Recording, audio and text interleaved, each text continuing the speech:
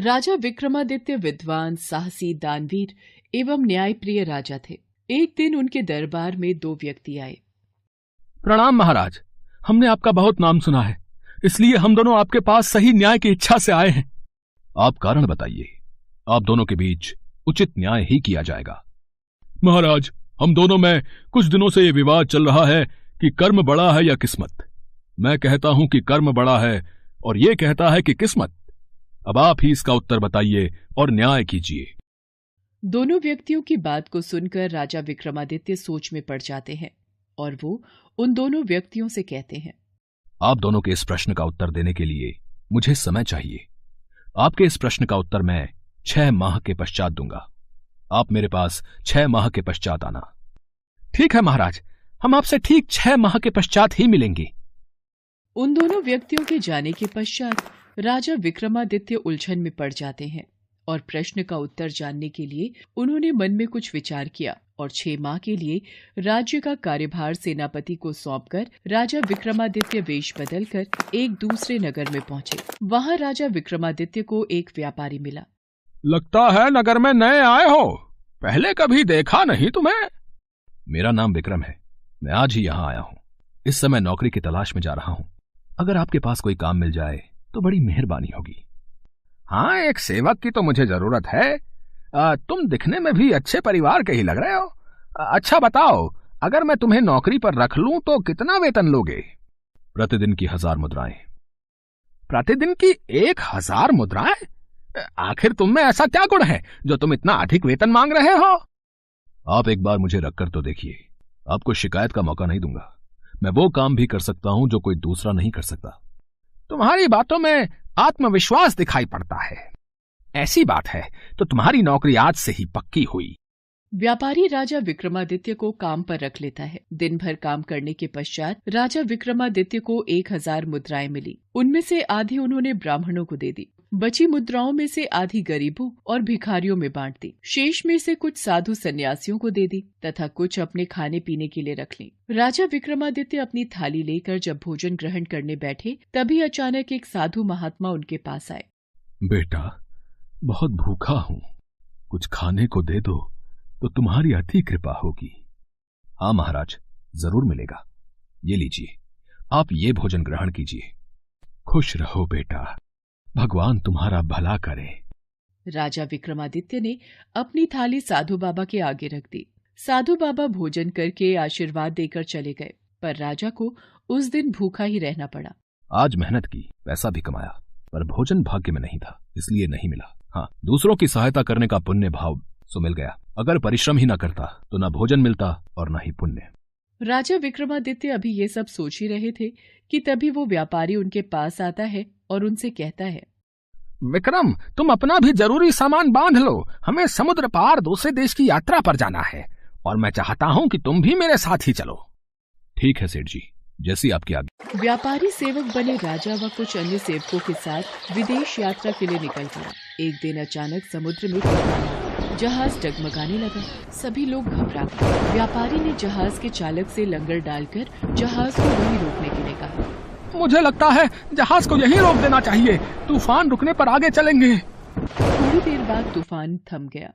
तूफान रुक गया है, अब हमें आगे बढ़ना चाहिए। ये क्या, लंगर उठ नहीं रहा, अब जहाज आगे कैसे बढ़ेगा? विक्रम, इधर आओ। चालक से लंगर नहीं उठ रहा।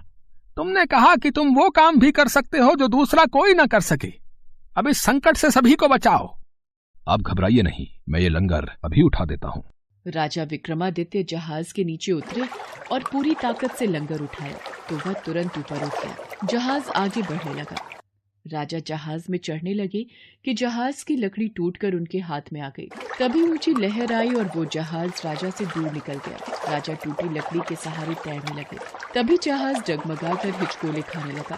थोड़ी ही देर में जहाज समुद्र में डूब गया। विक्रमादित्य को लगा कि भाग्य से वह बच गए। उन्होंने लंगर उठाकर कर्म किया था, तभी भाग्य ने भी साथ दिया। जहाज के टुकड़े के सहारे राजा एक टापू के किनारे आ गए। राजा ने देखा वहाँ की प्रजा में उदासी थी। राजा ने एक व्यक्ति से पूछा, सुनो भाई, ये पूरे नगर में उदासी कैसी? जिस राज्य की राजकुमारी आज रात 12 बजे मरने वाली हो, उस राज्य में शोक नहीं होगा तो और क्या होगा? मैं कुछ समझा नहीं श्रीमान। हमारी राजकुमारी के भाग्य में लिखा है कि आज रात 12 बजे एक सांप के काटने से उनकी मृत्यु हो जाएगी। मुझे यहाँ के राजा से मिलना है। व्यक्ति राजा विक्रमादित्य को नगर के राजा के पास लेकर जाता है। महाराज, आप इस दुविधा से मुक्त हो सकते हैं। आप रात 12 बजे तक जैसा जैसा मैं कहता हूँ वैसा वैसा कीजिए। अगर तुम हमारी ये विपदा दूर कर दो तो हम तुम्हें मुंह मांगा इनाम देंगे। महाराज, जितना हो सके आप आज राजकुमारी के हाथों दान पुण्य कर्म करवाइए। पर दान पुण्य कर्म से ये समस्या टल जाएगी।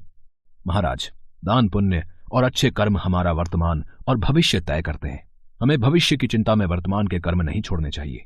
हमारा वर्तमान ही हमारा भविष्य तय करता है। राजा विक्रमादित्य के कहने पर राजा ने राजकुमारी के हाथों दान पुण्य करवाना आरंभ कर दिया।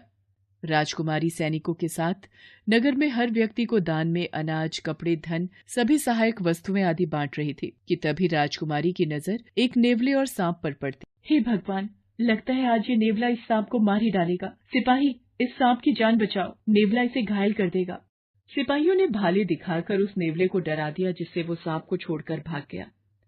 वो हल्का जख्मी हो गया था। राजकुमारी उसके पास आई। सांप की चोट लगी है पर घाव ज्यादा गहरा नहीं है, कुछ दिन में ठीक हो जाएगा। सिपाही, इस सांप के लिए किसी कटोरे में थोड़ा दूध लेकर आओ। सांप भूखा था, उसने जल्दी जल्दी सारा दूध पी लिया। कुछ देर बाद सांप की माँ वहां आ जाती है। आज तुमने मेरे पुत्र की जान बचाई है, जीती रहो बेटी, ईश्वर तुम्हें लंबी आयु दे।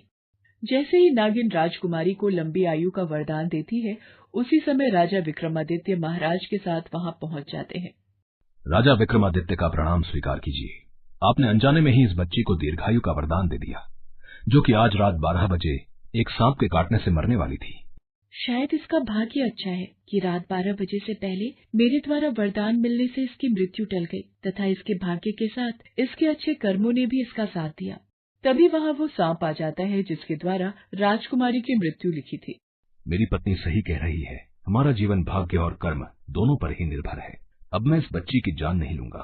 इसके भाग्य में दीर्घायु होने का वरदान प्राप्त था। नाग नागिन अपने बच्चे को लेकर लौट जाते हैं।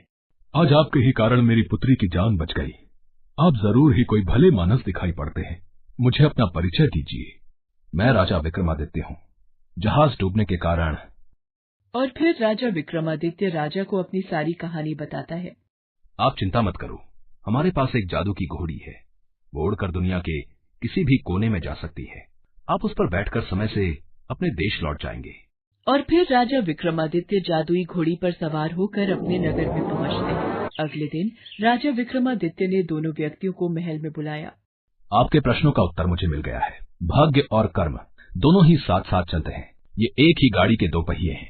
अगर भाग्य साथ दे किंतु कर्म ना करो तो कुछ भी प्राप्त नहीं होता। इसी तरह यदि कर्म करो पर भाग्य साथ न दे तब भी कुछ हासिल नहीं होगा। दोनों व्यक्ति राजा का उत्तर सुन संतुष्ट होकर चले।